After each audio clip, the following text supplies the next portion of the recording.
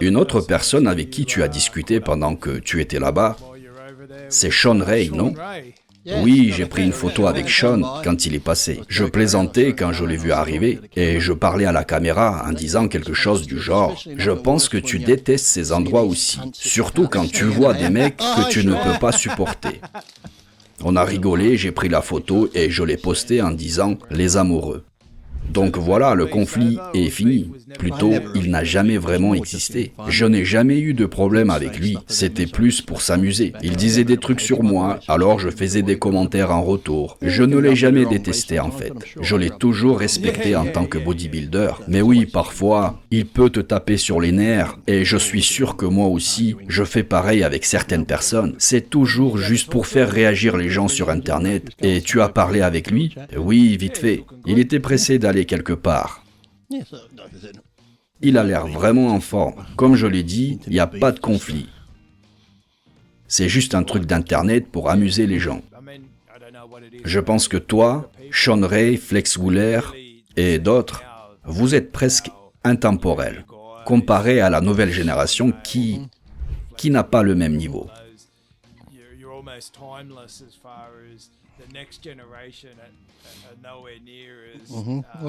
Même Dennis James est toujours en forme. Il fait des podcasts et il était là. Il y a encore quelques personnes de mon époque qui sont toujours dans le milieu. Mais la nouvelle génération ne semble pas avoir la même longévité. Le bodybuilding n'est plus ce qu'il était avant. C'est un peu comme dans la musique.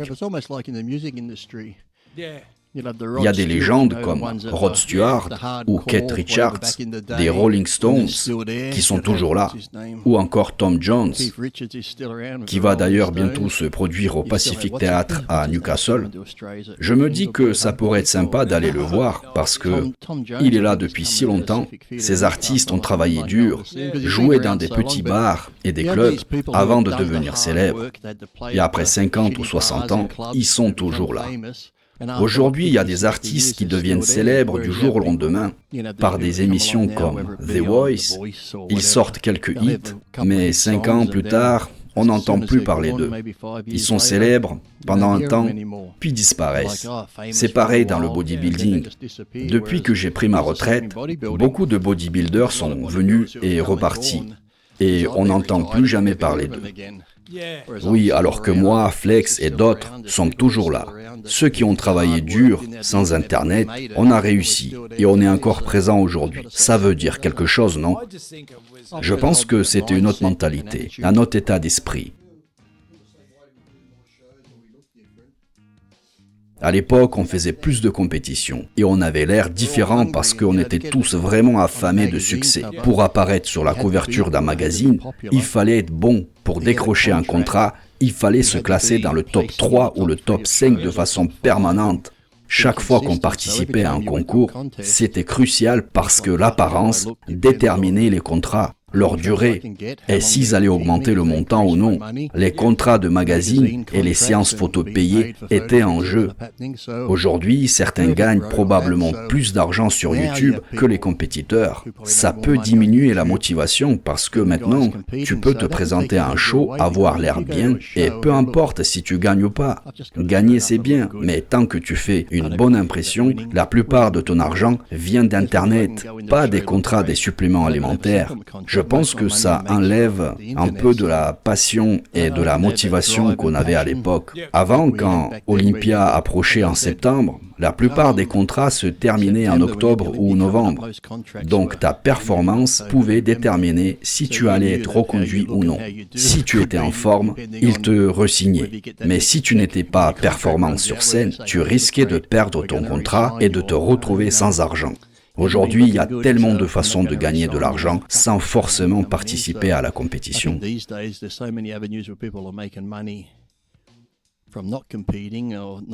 C'est pour ça que, comme je l'ai dit, ils ne font plus autant de compétitions. Ils ne sont pas aussi investis que nous l'étions à l'époque. Chaque fois qu'on montait sur scène, tout était en jeu. Les séances photos, les couvertures de magazines. Quand tu apparaissais sur la couverture d'un magazine, c'était incroyable. Tu allais chez le marchand de journaux et tu te disais « Oh mon Dieu, c'est ma photo !» Tu mettais tous tes magazines en avant. C'était un sentiment incroyable. Aujourd'hui, c'est différent. Plus personne ne semble vraiment vraiment se soucier de ça. Je pense que la motivation et la faim de réussir ne sont plus les mêmes qu'à mon époque.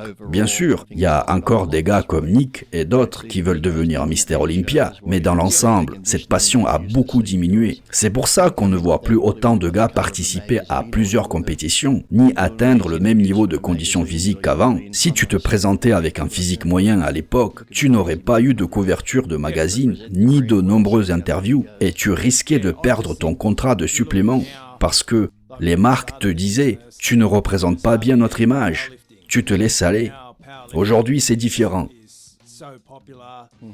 Quand j'ai commencé dans le milieu, il n'y avait presque pas de powerlifting. Je rigole souvent en disant que j'aurais dû faire du powerlifting parce que j'adore manger. J'aurais préféré rester à 130 kg, faire du squat à 350 kg, sans avoir à suivre un régime strict. Juste être balèze et fort et faire du bench et du squat. Ça aurait été amusant.